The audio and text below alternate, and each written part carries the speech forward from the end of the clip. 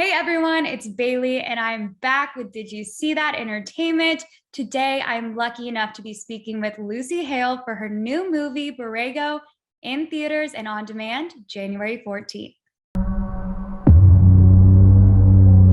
Deputy Sheriff in need of immediate assistance. Does anybody read me?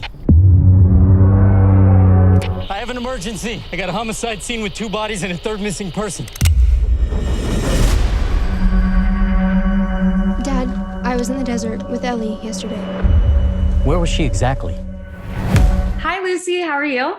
Hi, Bailey. So good. How are you? Good. Happy New Year. Happy New Year. I wanted to I know, start. like, do we say that? I guess Yes. we do. Yeah. Yes, we do. We drag it on as long as we can. I still have my vision board up. I'm dragging this out. Great. Good. I wanted to start with kind of a cheesy question. I mean, a lot of people like to reflect on their years past. So, what was the best memory of 2021, and what are you most looking forward to in 2022? So many great things. I know it's crazy to say so many great things happened last year, but my best friend in the world, who is my soul sister, she gave birth to a little boy who was born very, very early, but he was born and he's now thriving and he's my godson. So that was my favorite thing of last year, is that I became a godmother, which is exciting. That's amazing. And this year, man, I'm just, obviously there's exciting work stuff happening, but I don't know. I'm just proud of all of us we're still pushing on. Sometimes just getting out of bed is enough, I think this year my whole goal is to work, but I also I need to make time for like other things too. So balance, that's what I'm trying to say. More balance in my life.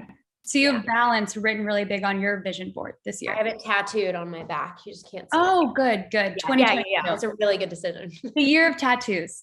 Yeah. So, I mean, you're starting off 2022 pretty strong with this movie, Borrego. It's coming out January 14th. And you were amazing in it, Lucy. I mean, you know how to play a girl in danger. Let me tell you that. Thanks. Yeah. I mean, that says you're pretty amazing. And I actually spoke to your co-star in the Hating Game, Austin Stowell, and I asked him what his favorite thing about working with you was. And he said your professionalism. He said you show up to set every day. And he said a lot of people don't come with such professionalism, but that you do. And I was curious, how do you prepare for these intense roles and keep that level of professionalism on set? I feel like that's very nice. Thank you, Austin. I don't know if he's going to watch this, but thanks, Austin. I think that, I've been working since I was an early teen. And I think that I watched people around me, and I'm just very type A, and I'm if I either give 110% or not at all, because there's no point. You should just love what you do. And I love what I do. I love being an actor. So when I show up on set, I'm excited. And so I guess what he's taking as professionalism is that this is like playtime. Like I like to be prepared, and I like to know my lines and just sort of play around. But as far as this role, is preparing for this role, which was by far the most challenging thing I think I've done physically, emotionally, mentally.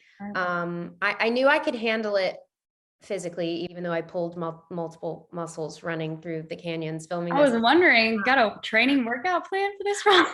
I just was kind of winged it and was like, oh, I'll be fine. Sure enough, I pulled a muscle the first day. But I knew that emotionally this was going to take me, or I was going to have to go to some dark places to do justice to what Ellie's storyline needed, because she's been through tragedy. She's an addict. She's running away from pain. And so I knew that exploring those parts of myself and going to the darker parts of myself was going to be scary, but also like a little therapeutic in a way. So it was a nice and welcome challenge to do something on the darker side of life. I don't always get to play roles that you get to explore those parts of yourself. So it was challenging, but it was, at the end of the day, it was super rewarding. And I'm really proud of what, not only myself, it took a whole team of people, amazing crew. We did it. We made a movie in the desert during the during the pandemic. Like, Well, it was amazing. And like you said, she went through some stuff. I mean, this whole movie is kind of about like these decisions that change the course of your life, running towards the plane crash, whereas, I would have run away, to each their own. But I was curious, I mean, in your real life, can you think of a decision you made that really just changed the course? yes, I can. But that's really an interesting perspective on the movie too, that I didn't think about choice. I really like that. So I remember before I booked Pretty Little Liars, I had to choose between that show and a TV movie that didn't even get made. But if I would have chose that, they would have given Pretty Little Liars to someone else.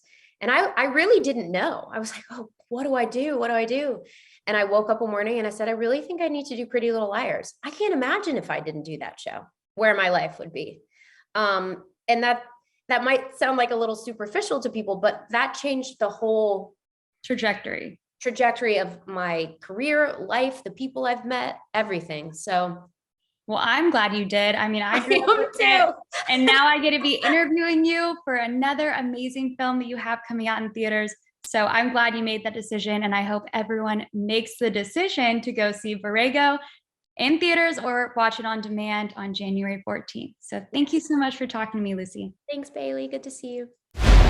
Dad, what's going on? I don't know. Bad things. Is someone there? Please help. We have to keep running. He's coming!